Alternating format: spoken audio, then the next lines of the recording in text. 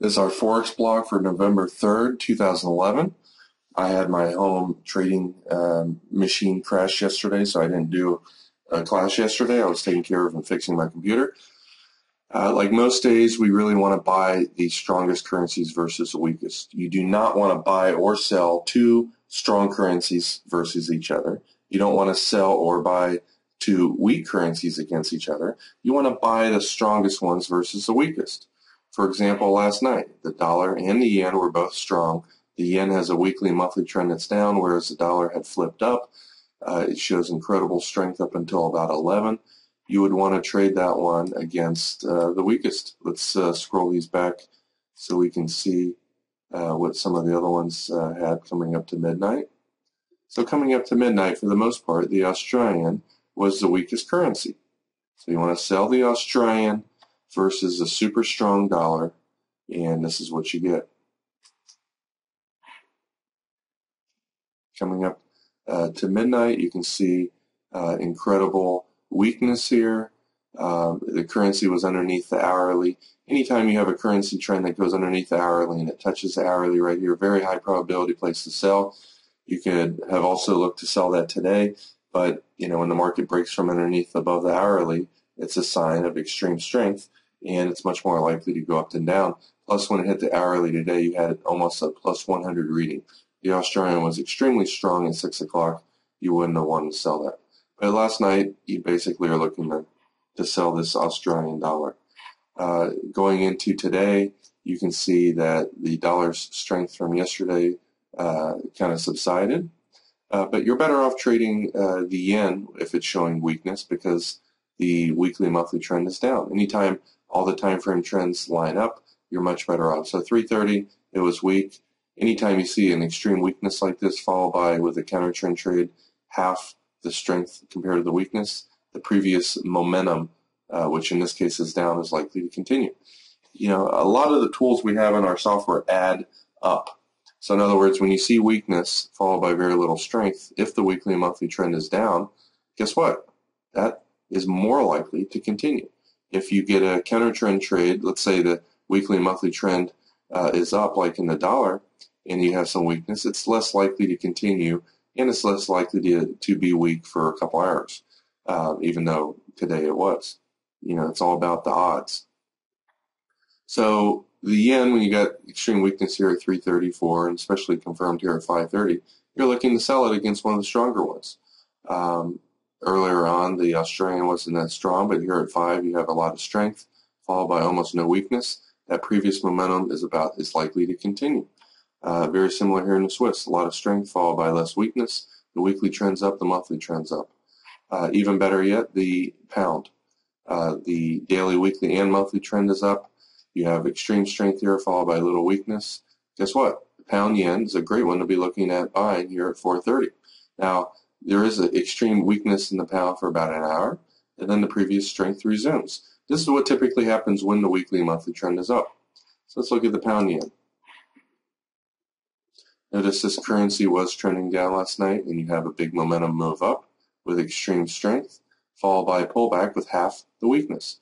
This is pretty much a no-brainer buy right here at 40, and our intelligent trailing stops got you out somewhere up here around 80. It's a 40 pip win. You can also use our range charts, which I'm going to drag over top of this chart right here, to also improve your odds. This is set to 6 pips per bar, and anytime you get a big move up followed by a pullback with, again, half the weakness that there was strength, that trend's likely to continue. And, the farther up it goes, the more likely you are to have or require a deeper pullback.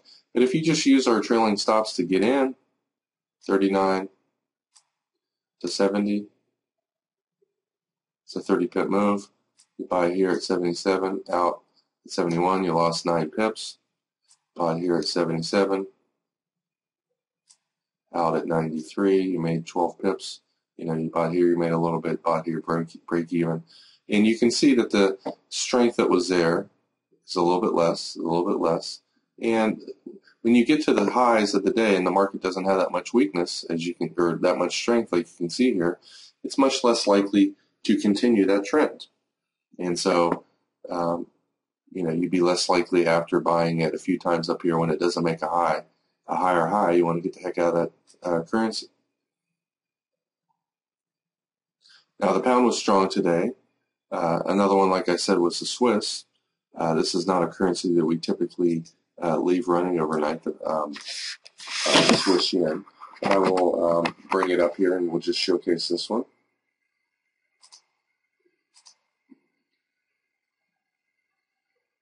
Strong Swiss, especially at 5, and from 6 to 7 there's very little weakness in there. The yen was extremely weak, and you can see there's two basic main ways that we trade. When we find a strong trend, we wait for a pullback, or we wait for a 30-minute to 2-hour sideways rectangle pattern, which you kind of had here. This isn't the most profitable trade in the world, but the currency meter found this at 5, and when it broke out of here, it's pretty likely to work its way up to the fib target. And this makes it an excellent place. Most of us wouldn't have held for these 2 hours, as it barely went up another 5 pips. But when it went up and was, roughly 5 pips underneath this fib area and went sideways for half an hour, probably would have exited your trade somewhere at 60. You didn't make more than 12 or 15 pips in this, but regardless, the currency meter did find a very high odds trade that would have made you money. Now today the New Zealand was very strong, but the longer time frame trend is down. If you were going to trade one of these, a lot of times when the Australian's strong, the New Zealand's strong, and vice versa, when you see a lot of strength here in the Australian, at least this one has a monthly trend that's up. The weekly trend is less weak than this one. You're better off, it has a slightly higher odds buying the Australian versus the New Zealand. So strong Australian, weak yen. The yen does have a weekly and monthly trend that's down, and the intensity of both of those is more down than the Australian. So you have a very much a no-brainer Australian yen buy, especially after 5 year.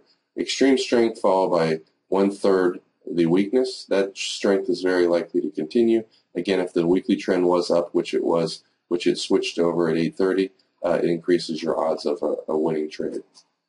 Looking at this chart, notice one of our Fibonacci areas. Once a fib area gets broken, it tends to become resistance. Support broken becomes resistance. Once it breaks above here, it now becomes support. And anytime markets break major support resistance areas, they tend to continue, in that direction. As you can see, this one did. This one shot from 80 all the way up to 81.25. And notice the high of the day are trading zones, which are the likely statistical highs of the day. Now the New Zealand yen would have went up also, as you can see. Another reason to have avoided this one, in addition to the New Zealand having a weaker weekly and monthly trend, is this has many Fibonacci areas right here, which are likely to be resistance. As you can see, this one is, and this one is. Usually markets reverse at the upper and lower containment bands. So if you have a Fibonacci area at or outside of containment band, it's much more likely to be support. Notice last night's low. The market's coming down. We're at the lower containment band, one of our Fibonacci areas that was underneath the band. This is very likely to be the low of the night, and it was. Notice the statistical weakness got less and less and less. Pretty high probability place to buy, and then you have a beautiful 1, 2, 3 pattern here. 1, 2, 3 patterns and double tops, double bottoms are, two of the best reversal signals. And you can spot those where the market goes up with a lot of strength, and then it usually pulls back 50 to 62% using your fibs. If you drew your fibs from the low to the high, this made about a 62% pullback. And notice the weakness on the way down was about half of what the strength was. Very high probability reversal pattern. Now the only downside of buying this breakout right here at 14 is you got resistance, resistance, and major resistance here. You don't know, and as you're trading live, what the market's going to do, if it's going to get through this major resistance area, previous day's lows here, and then you have major resistance up at 61.70. But 61.70, if you had taken that trade, was probably going to be your maximum high. This market went up with incredible momentum, and therefore it continued.